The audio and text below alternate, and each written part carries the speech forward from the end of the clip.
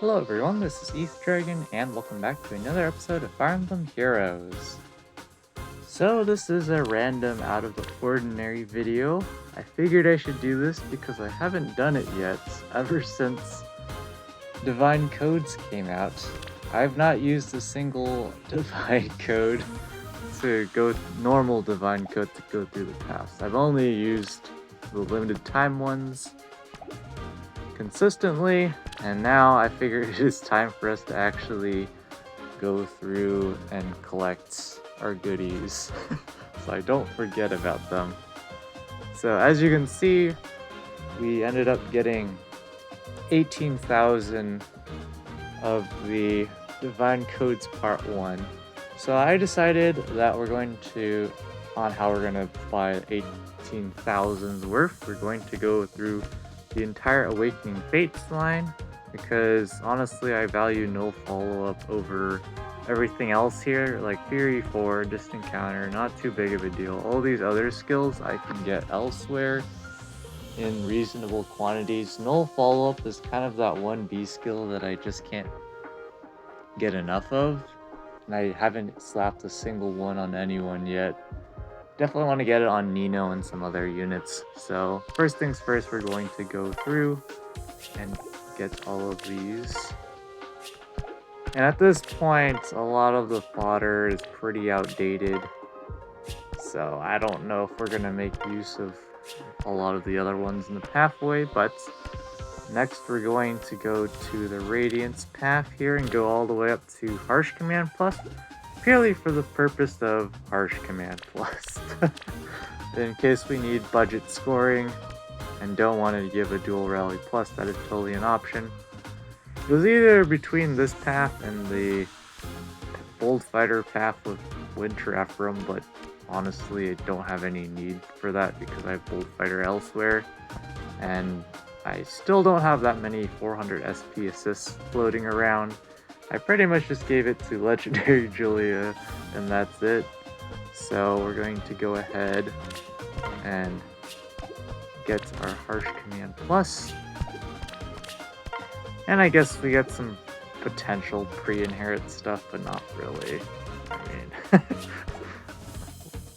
mean, not too big of a deal. We're going to completely skip this path. I don't have any need for Distant Counter. If I want it, I can summon for it off of one of the weekly revival banners. The rates are good enough to where I don't mind burning some orbs for that.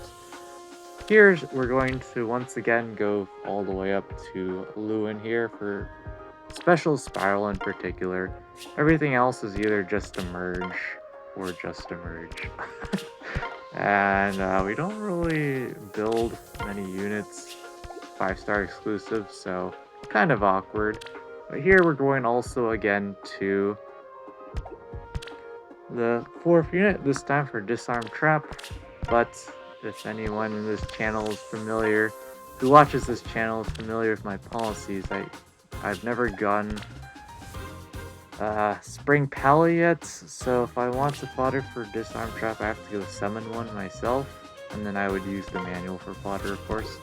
But with that is all the units we're getting. I have no use for these other paths, so let's move on to Normal 2, which is, of course, slightly better than the first one by a large margin. So this time around, we have 22,000 Part 2 codes, so we can go to a lot more tier 4s down the paths.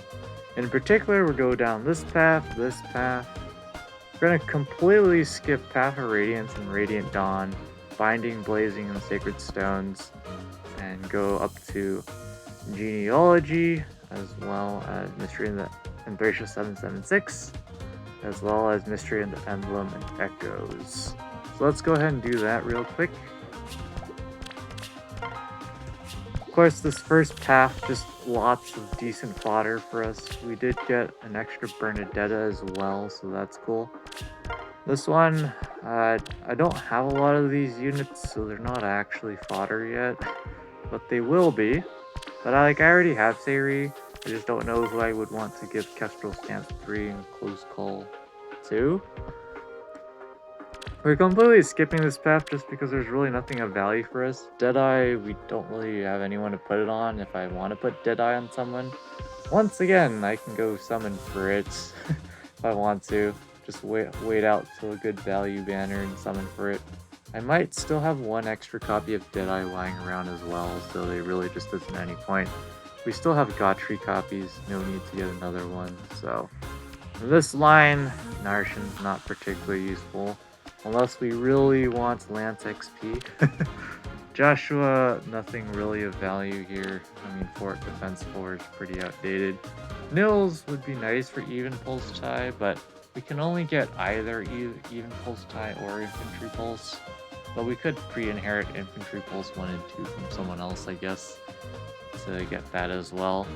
Not really worth it because, again, I don't have anyone in particular to put it on yet. If I consider building one of the Grand Hero Battle units, or not like Riev, or any unit that wants lots of HP in the first place, then maybe I would consider it. And Guinevere, decent fodder, but just not really worth going all the way down this path when I already have very little use for a lot of this fodder along the path, so we're completely skipping it.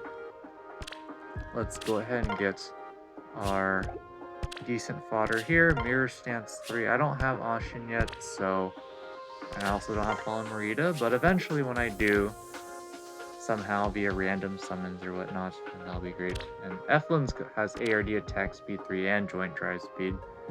Or Courtly Fan if we want that as well. Unfortunately, we can't take all 3. It would probably be like Courtly Fan with joint drive speed.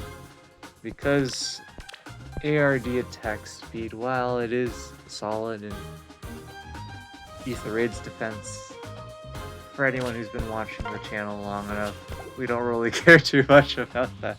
So we're not going to bother with that. This path, again, we don't have a lot of these units, so not fodder yet, but they will be fodder eventually. And so now we have about 6,000 codes left, which means we can pick 3 of the 4 tier 5s codes, or what are they called? Combat manuals. So I decided to choose all but Brigid, just because Brigid's mostly Harsh Command Plus and Full Smoke. While those are both definitely pretty useful, I guess Helmbow as well is pretty solid. I just don't have anyone to put it on yet, and I would have to pull for Brigid to use her for fodder again. So we already have Chris, we already have Byleth, so those 2 are automatic fodder immediately. Don't have Midoriya yet, but also just don't have a candidate for Close Foil and Spendthrift yet. We will eventually, so let's go ahead and pick them up.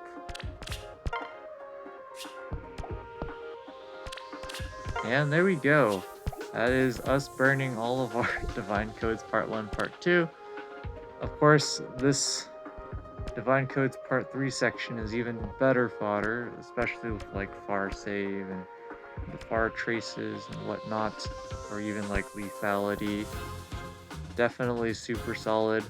So we'll see how many Divine Codes Part 3 we'll get. Hopefully we get more than what I got for Part 2, so hopefully we get more than 22,000, maybe 24,000, so we can pick up another Tier 4, or Tier 5, which honestly, out of this batch, it'd be pretty solid to pick up 4 of these 5, or 4 of these 6, for sure.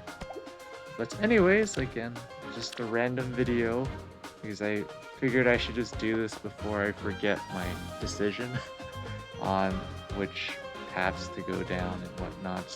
So that's going to be it for this episode. Thanks for watching. As always, this is Ether Dragon, and hope to see you all next time. Bye!